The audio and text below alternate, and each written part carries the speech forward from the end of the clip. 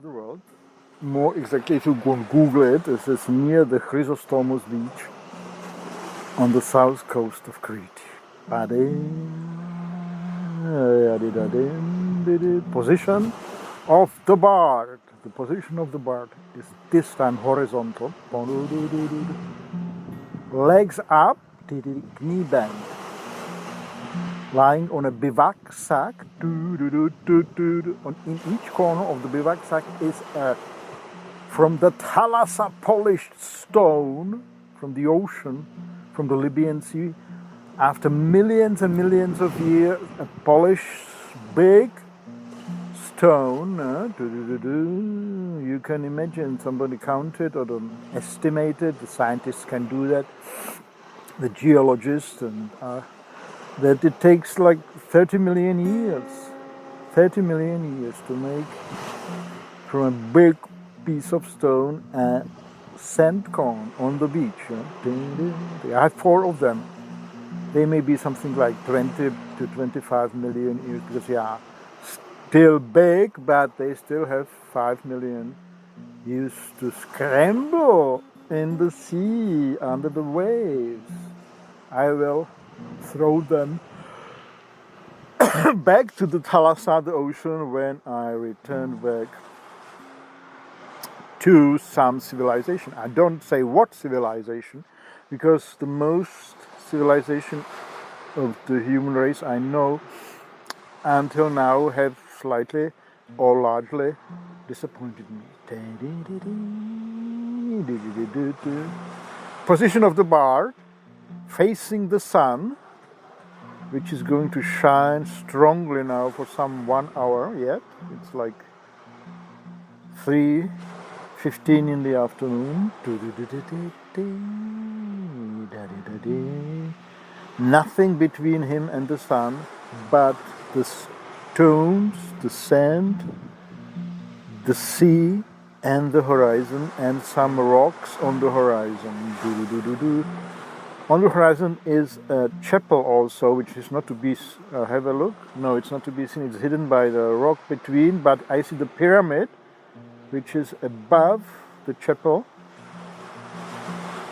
of St. Paul, because this is the area of Crete where, in those pre-Christian times, or the beginning of the Christian era, St. Paul has landed on his road from Damascus or wherever he was.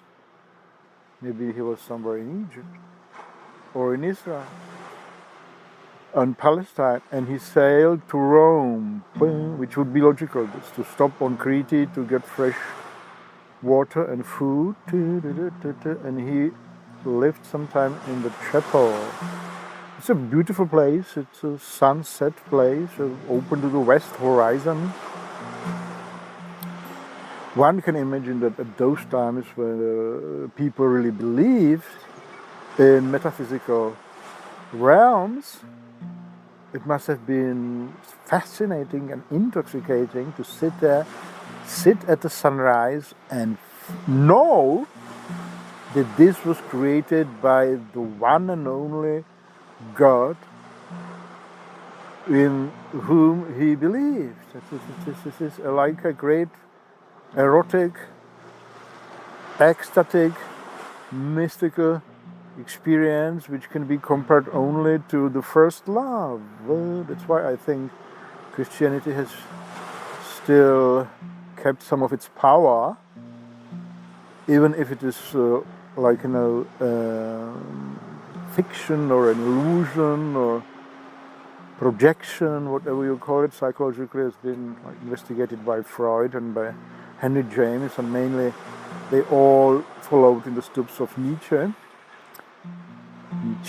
Okay, but nevertheless, almost nobody has read Nietzsche correctly and 100% exactly, because if they would have done it, they would not stop here and saying that Christianity and all metaphysics and it's an illusion and a projection and fantasy and paranoia, whatever.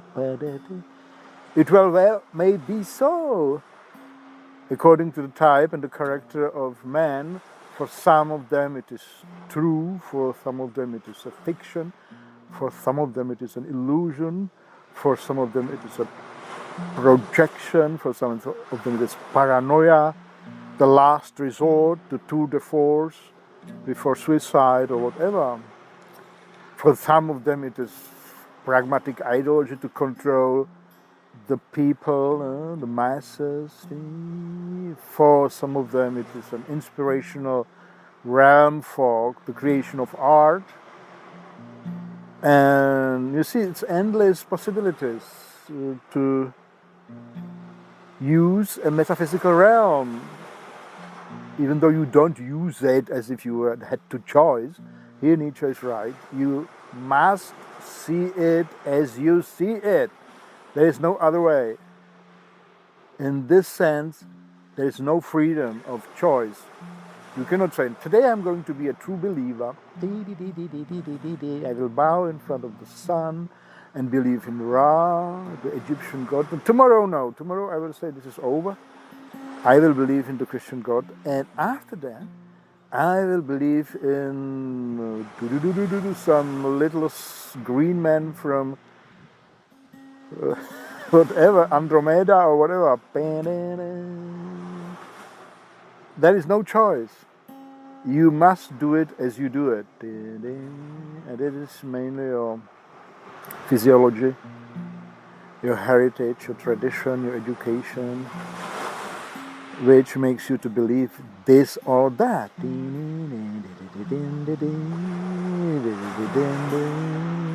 But, as I've said, they have not read Nietzsche correctly or fully, because in Human or to Human he says, okay, when we have reached the highest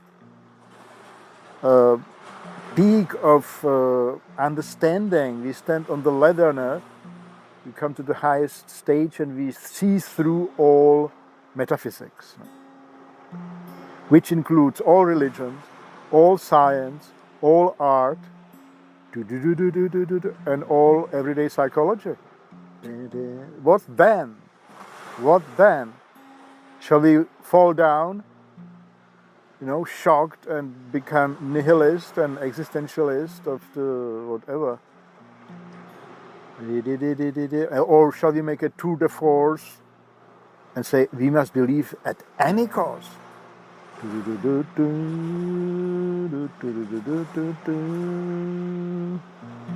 Or maybe we must believe in science, the truth. There must be truth, otherwise the life has no meaning for me. I must research and then I will get the truth.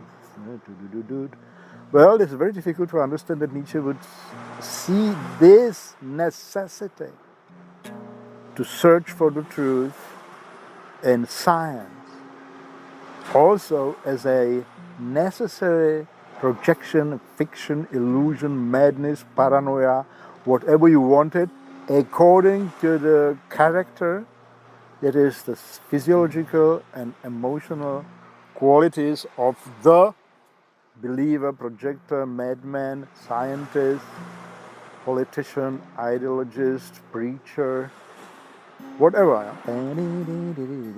And then he would say, this is so, this must be so, this is good. We should not stay without a belief. Maybe art, creation of art is a good substitute for such a belief, he would suggest.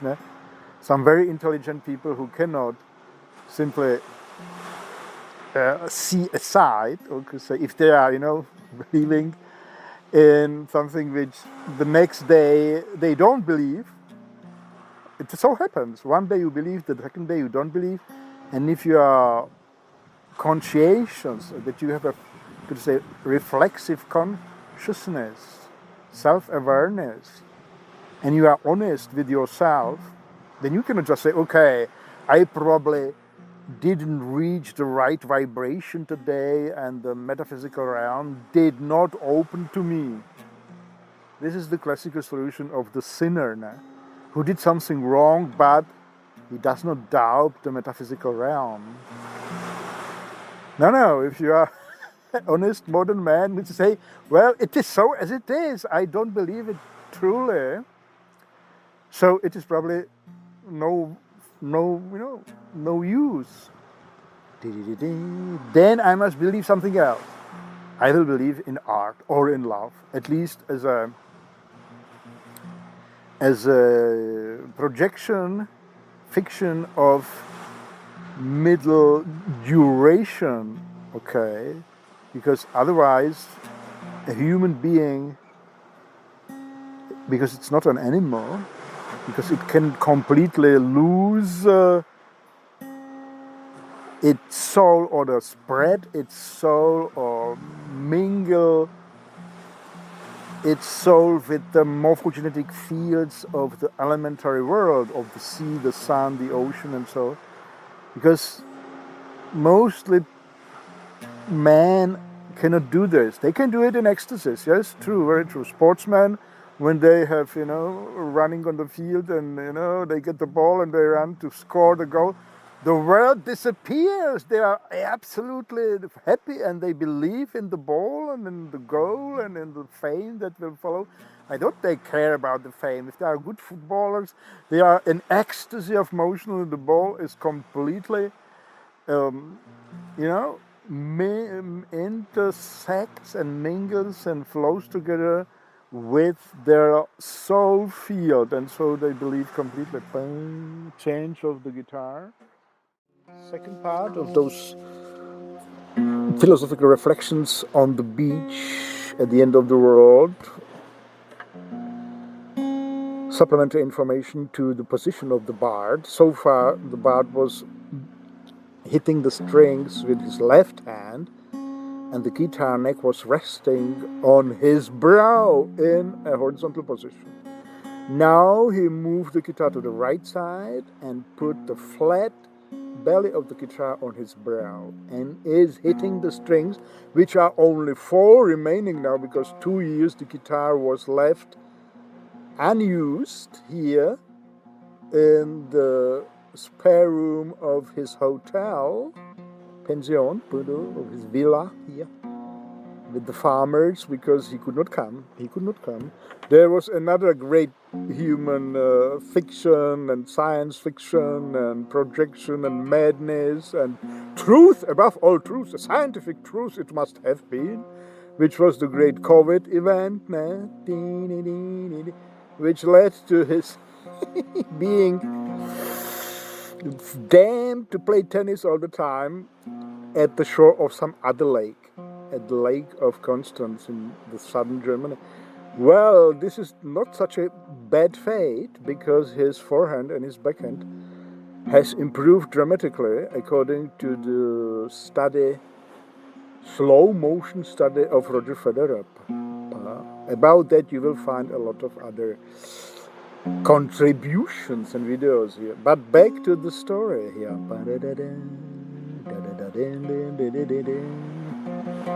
So, human or to human, you must read it attentively and understand that what Nietzsche means by the retrograde motion, that is, seeing through everything, coming back from this enlightened Nietzschean position that everything is a projection, illusion, fiction, madness, paranoia, whatever. This is also important to know, that for every human being, such belief in metaphysical entities, realms, have different origin and different value. According to the physiological and emotional condition of the individual being. But nevertheless, you have to come back as one of those few who understand it all and understand, I must believe something. Otherwise,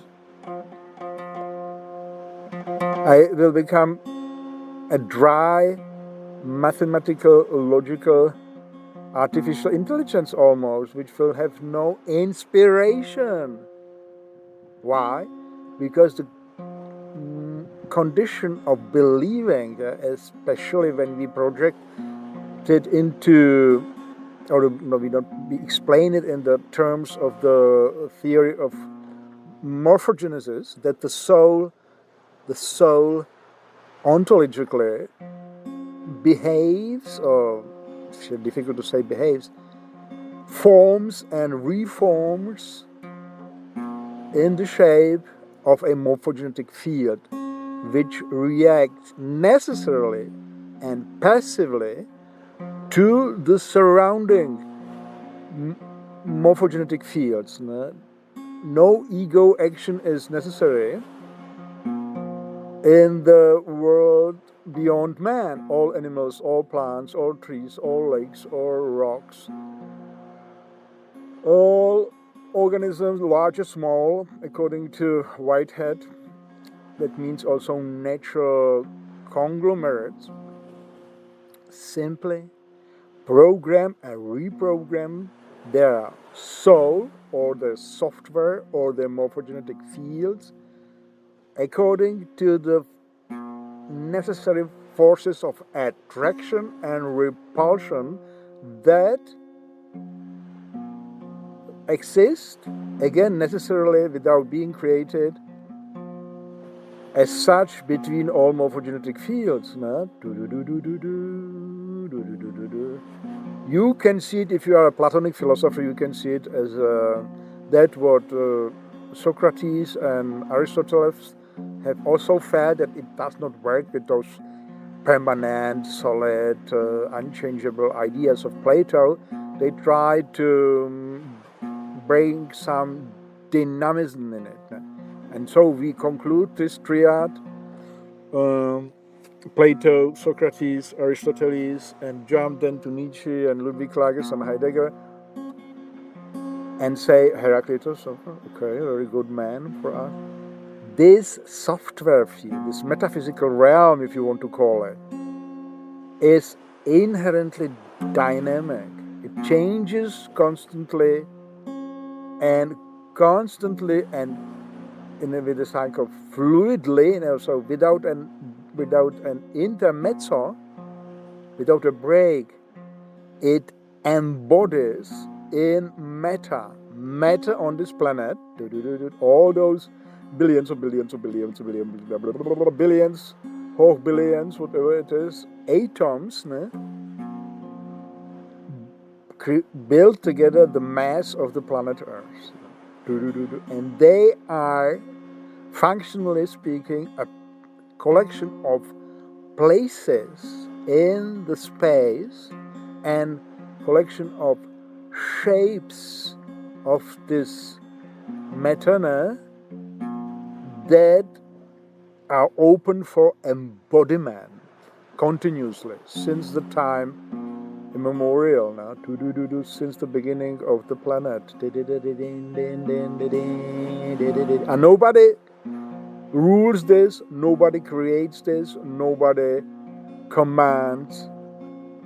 It happens.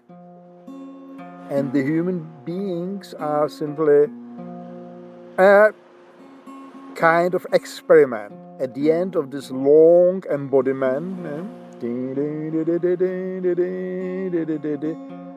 Because they are also a dangerous experiment for any planet. Great discovery of Heros Pavlos, I think it was done already last year, that in this way it happens on all planets in the universe.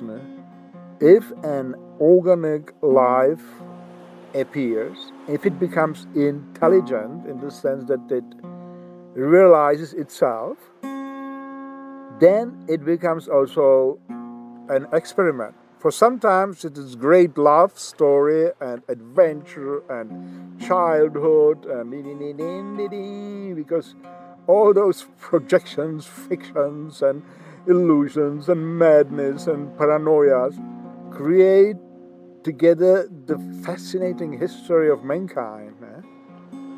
But somehow at the end, two things happen. The clever philosophers realize this is a game. They play themselves, and then there is no escape from this game. So they turn to what? they turn to art as a substitution for religion and other madness, or they fall in love because, as I told you, it functions for some time before you see through the illusions. No? But this is no reason and to refuse those illusions, fictions and madness and whatever, or even scientific truth.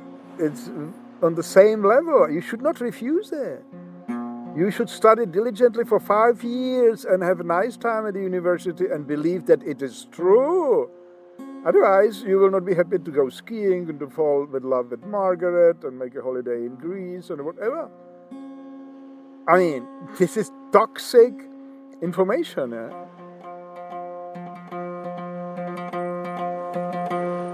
Only the strong ones can absorb it. That's why Nietzsche writes his books with his motto in Zarathustra, especially a book for everybody and for no one. I mean, it's probably for no one, because nobody can first understand it, and secondly, to see through the implications.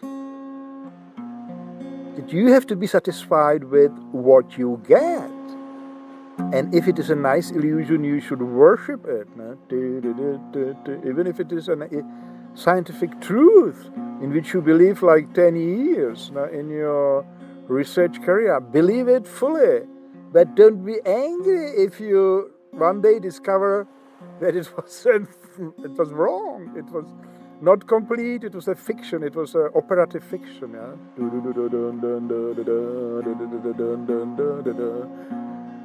That is why it is important to live a healthy life. This all connects. Nietzsche is very logical. The great health, the physiological condition of a healthy body, is not because you want to be the best Viking warrior and kill all the degenerate decadents, whatever, as some have misinterpreted it. Well, I have just now listen now to Hicks' Nazi and philosophy, or whatever it is called now. He will come to that, but mostly the misinterpretation, which is also necessary, by in a certain type of strong body man who get hold of Nietzsche, is, well, we are going to put on the warrior clothes and we go and crash all the degenerates and all the snowflakes and so. This is necessary, so, but it is nevertheless wrong, but does not take away the fascination that these guys have. And for some time they can really be intoxicated and sit somewhere in the mountains and oil their weapons and hold revolutionary species and feel themselves elated and chosen, and then maybe even die for the cause, and it will be a great romantic event. Nevertheless, it will be a fiction. For some of them, delusion. For some of them, paranoia. For some of them, the last resort before suicide. For some of them, romantic warrior type experience. Depends on the soul and the body of the individual. But all happens necessary for every one of them. But for the conscious reader of Nietzsche, he must also say it's wrong according to Nietzsche. It is useless to say it is wrong absolutely, because there is no absolute background, but according to something. Everything is relational, so if it is related to a meaning of some text, you can say, is it in accordance with this, the meaning of this text, or not? This certainly is not. So the objection that somebody have that say, hey, Nietzsche is open for fascist politics, and he was co-opted by the Nazis as a Nazi philosopher. This is wrong. This is again a necessary argument from somebody who does not understand Nietzsche. If you understand it, then you see the physiological strength and the clear lifestyle of the warrior is not to be directed at the punishment of the decadent or the weak ones. It's not to be directed to rule the masses. I mean, it's boring. It's a loss of time for a real overman, let us say with Nietzsche's terms. His great health and physiology and clear mind and freedom from all projection, at least for some time, should be used to enjoy life, to live like a Dionysus, and don't care about the masses. Let them be free and whatever they do, because it's necessary. What the masses do is necessary. Be stupid to change it. It cannot be changed. As the same style, you cannot change yourself. Either you are one of the happy, what Nietzsche calls it, happy castes of the, what we call it now, epigenetics, and nature and the surroundings and history and heritage, whatever has shaped you. You cannot choose it. Here Heidegger is correct. You are thrown into the world. And open your eyes and see, okay. So, definitely, that's why Nietzsche speaks about the necessity for the healthy and the strong ones to separate from the weak and decadent ones. But truly separate. Not making a wall from which you will command them. This is a loss of time and energy. And actually only those half strong ones need this cake of commanding someone. This egoistic will to power is actually what Nietzsche would dismiss as a decadent. Yeah? He is in favor of the biological, over-personal, elementary will to power, which speaks through you without you knowing it. This is the great self behind your little ego, which Nietzsche equates with the body in Zarathustra. This big body, this big spirit, this self, which is the biological will to power, which has been inherited into you through millions of transformation in the biosphere,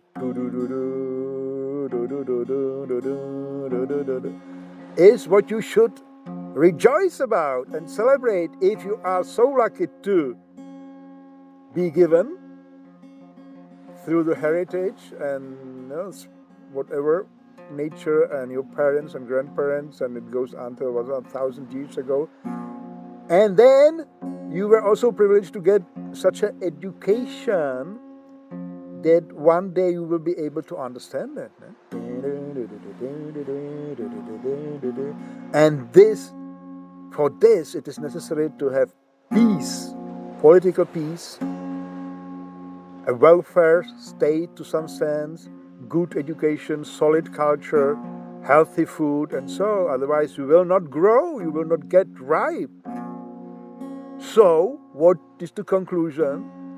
That the elites, according to Nietzsche, must rule in such a way that the masses can use all this to a certain extent to live in peace and grow like a rich field, because from this rich field, these lucky strokes of fate, which means of morphogenetic fields, can happen. And then there should be the masters, the real overman, which certainly will not be known because it's stupid. They don't have time to to show themselves and hold great speeches. No, they are somewhere we don't know. Maybe they are somewhere in nice nature and working in the field and reading books and whatever, dancing. They live this Dionysic life, enjoying the fruit of millions of years of variations that has brought them into their bodies, into their souls. So this idea that the overman should be a kind of ruling class that oppresses, that kills, and so is very wrong, because he would cut his roots. He can select, naturally, like a good gardener selects and breeds, but he must not, do away with the field or with the soil in the garden. It would be madness. This is very important, isn't it? We didn't know that we are going to lecture about this. He came down to the beach. I must look at it if it is recorded. Well, yes. Well, yes, it is recorded for the benefit of mankind. So, let's change the position again. We put the guitar now across the nose and brow so that the sun can shine freely into my face. It's the 20th of December 2022, which means there are 7 snake tooths. If you look at the tooth, it looks like a snake. 7 snakes in the datum, okay, but this doesn't mean anything to me, actually. I'm not a graphologist, or a graphologist would not be the right name. Astrologist would be the right name, because these are also all relative fictions for measuring time and space.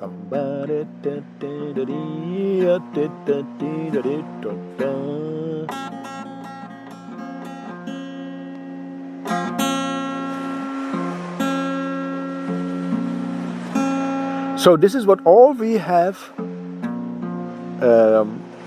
developed from the idea that Nietzsche has in Human All Too Human. I never quote by pages and by paragraphs. It is stupid. I know Nietzsche says a systematic soul, a systematic mind must be, looked at with suspicion, because a system always destroys the life of creation, of spontaneous, orgiastic thinking. This last year, being condemned to play tennis for 2 years at the Lake of Constance, I did a lot of big speeches with the guitar, and I came to the conclusion that this method, thinking and being inspired, not knowing what you are going to say, and supporting the images that, flow in front of your inner eye, or memories, they appear from somewhere, supporting it by the vibration of a string instrument, which is touching your bones, the bones of the skull, that it may be the first form of what Nietzsche was calling the orgiastic thinking. He was complaining that it did not yet happen. But everything is an evolution. Everything is an evolution. Like just before I started, I felt a connection between those barbarian hordes of the Indo-Europeans that came here to Crete also, then like some 1500 BC, the Achaeans and the other hordes of the early Hellenes, they were standing on the Peloponnese to the north from Crete and looked like idiots. They could not sail. They were all the time on horses and, nomadic culture, destroying everything that they could around, and they come to here because otherwise they would not survive. And then the end. The ocean is there, no more land to conquer. And this was a kind of existential experience. And I would guess that after some 1,000 years of this, they were able to think like Plato and Socrates, but it needed an initial shock. No? And on their way here, these hoarders have destroyed ancient India, and they founded those ancient empires of Persia and Mesopotamia and so.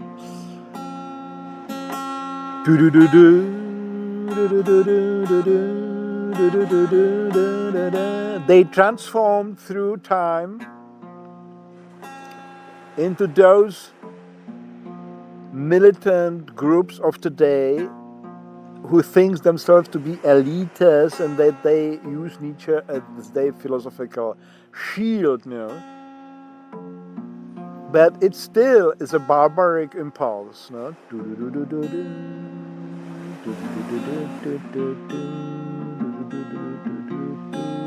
Here on the shores of Crete, another possibility was open, like long before the Hellenes, no? Parallel to the Egyptian empire, on Crete, something very fantastic was flourishing for about 1,500 years. No? The culture of the Great Mother, which was sensual, well, let's say more concerned with the phenomena of experience than with the phenomena of thinking. And it remains here until today. If you go to Kenya and Rethymnon, you feel the colors, the smells, the shapes, the vibrations of your senses are more important than some, you know, idea.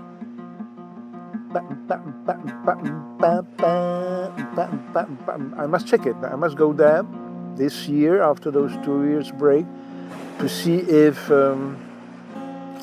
it has not changed. No? It has not changed. No? So to conclude,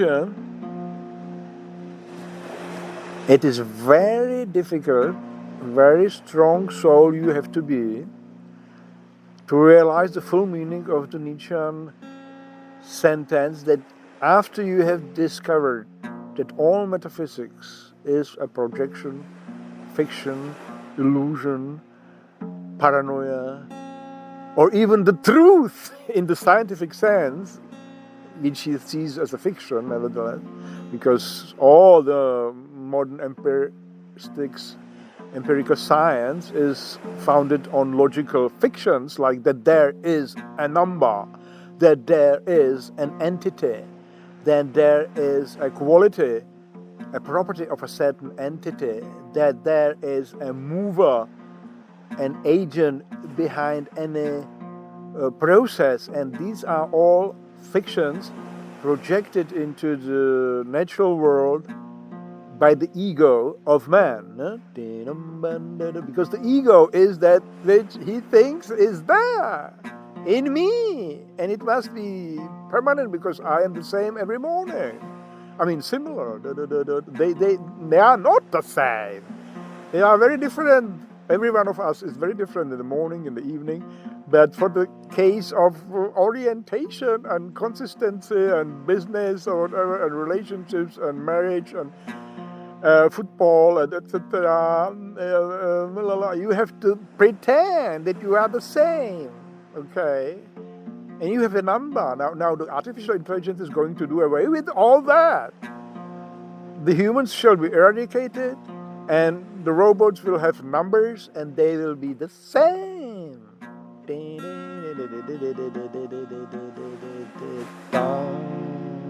So this is what you have to understand. It's all fiction, but a necessary fiction.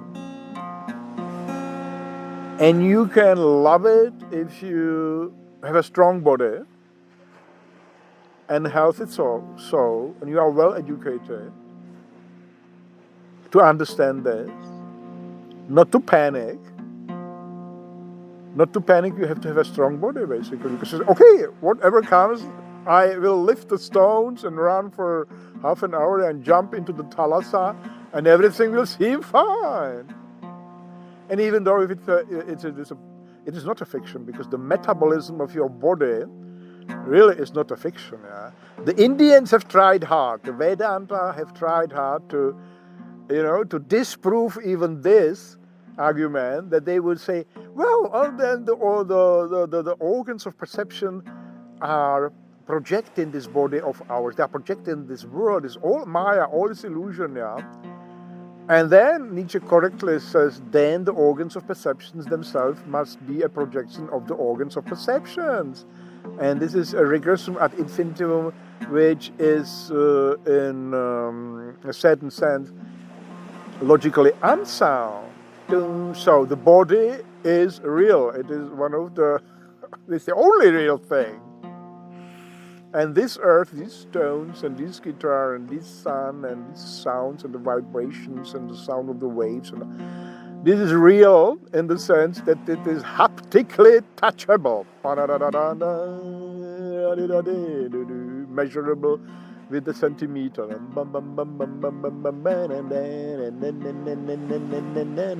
and it constantly changes.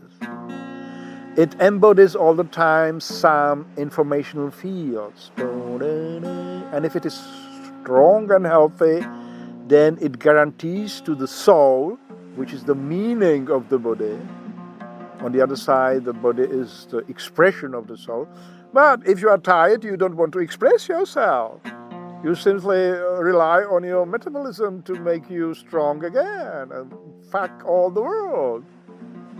Okay, and the soul is going to have, to wait with all those representations and creation and art and so on. But this is very important, because if you are tired, you should not get into panic that you are not on the right road, that you have lost some secret formula of being permanently young and healthy and so on. It is thus fluctuation of the metabolism of the biosphere and naturally of the software merging of the informational fields of the souls. That's why Nietzsche says, well, I don't care if I don't believe in the evening in that what I believe in the morning, because it has changed. Similarly, good way is the Zen philosophy. Alan Watts was a good propagator of Alan Watts. I don't care. It is what it is.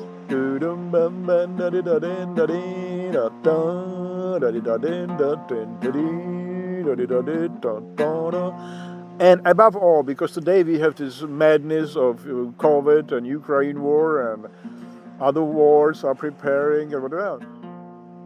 These definitely are not the elites, as Nietzsche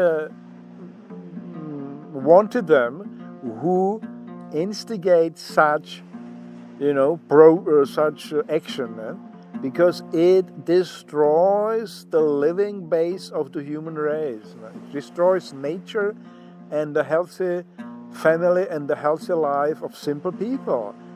The real elites who understand Nietzsche, they go away and they, enjoy the lucky stroke of fate that they have become necessarily as they are, and they know that the base of the garden are the common people, and out of them, through suitable crossing, and which they again are not going to plan. It's going to happen. If it is not natural, it will not be perfect. If it is not spontaneous, it will not be truly, let us say in quotes, real. No? Well, the conclusion then is that those who rule us are not the overman. They are maybe the repetition, further development of the priests.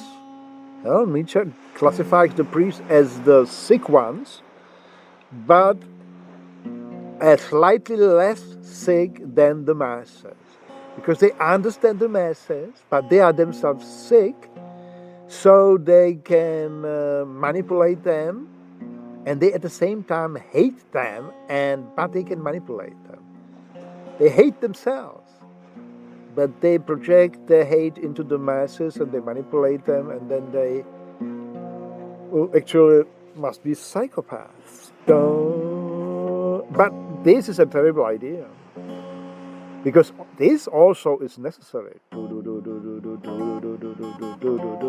and it is connected with the second terrible idea that this happens on each planet in the universe, because as soon as an intelligent organism starts to develop his intelligence so massively that it can represent the phenomena which he experiences, and this happened with the humanoids and the human beings, then represent them in symbols, in signs, and at the end in concepts, that they are on the road progressively to lose the reality of the phenomena. The phenomena do not lie. Our body, our eyes, that what we experience, our skin, are the only real.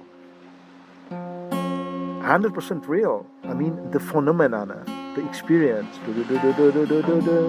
and the measurable body, physically measurable, and the physically unmeasurable phenomena. But because the unmeasurable phenomena are the base of human culture, they are actually the base of all conceptual thinking. But this base has been, made crooked and distorted, and a lot of the phenomena has been omitted to create concepts. Concepts are reductions of the experience. Then we should spend more time with phenomenology, and it has been started like Heidegger and like Ludwig Klages mainly for me, and Nietzsche and Sartre and all these people who started Husserl, started to look inside and say, what do I really experience? This is the base. I have to start here. And until I have made this, my garden of experience, really beautiful and healthy and enjoyable, I am not going to create some conceptual pyramids how to rule nature and the other people. Okay, I think you know what I'm getting. We are now at the crossroads, at the abyss, because the representation capacity of the human mind has become so strong that it actually creates virtual reality. And the danger is that it will completely destroy the empirical experience, the phenomenological experience of humans. At the same time, the understanding of the first premise, that it is all a fiction and illusion, but necessarily so, and we must not be angry. We must enjoy the validity of our fictions, of our inspiration, of our love, of our religious, fanaticism even for some time, as long as it gives us lustful life and energy and healthy metabolism. Naturally, as soon as our fictions, projection, paranoia, and whatever, even if the scientific truth, so-called, starts to destroy life, then we immediately have to end, what's the real word, to discover them, and criticize them and refuse them. But as soon as they are supporting our metabolism, life, and culture, and friendship, and then we should rejoice.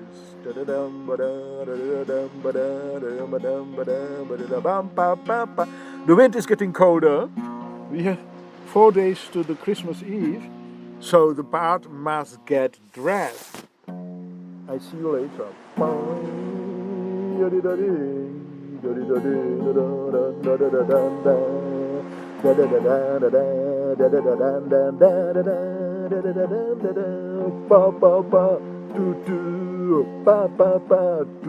You can judge for yourself. If this could be the beginning of the orgiastic thinking. Because it is not thinking in concepts. It is something between emotion, sound, vibration, perception, memory, inspiration,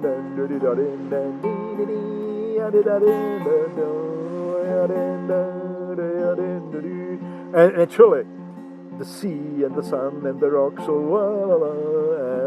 all contribute.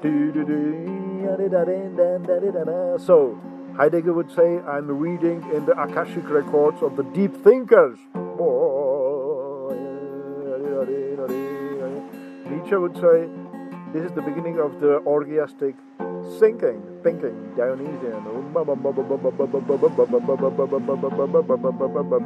And I say,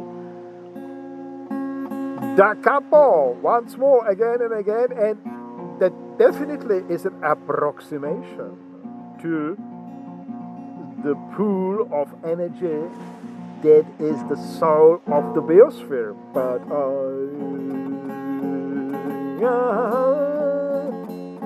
I like it in this way. The Great Mother is also a beautiful lover. The Great Mother is also a beautiful lover. And I am implementing my agenda faithfully, projecting this vision of the beautiful fairy and Amazon and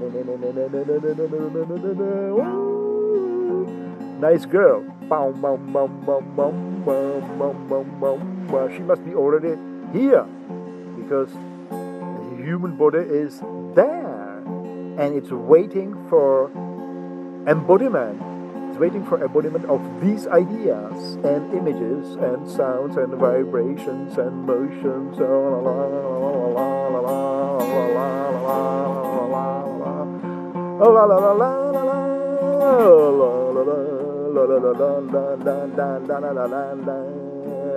And if it be only a projection and fiction for some medium epoch of several years or several months, da capo, da capo.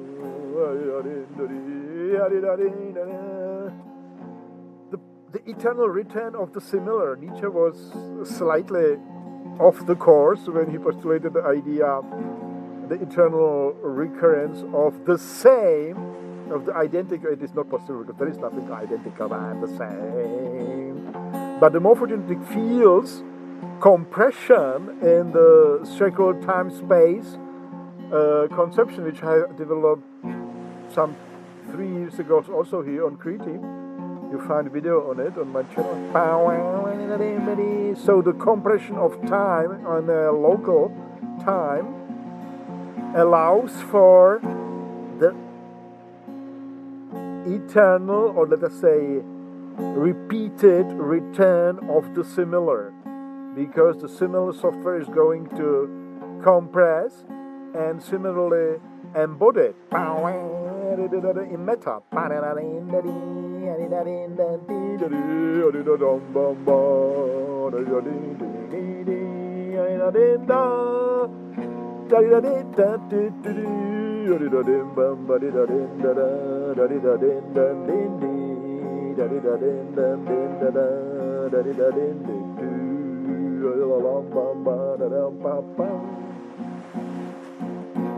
Okay.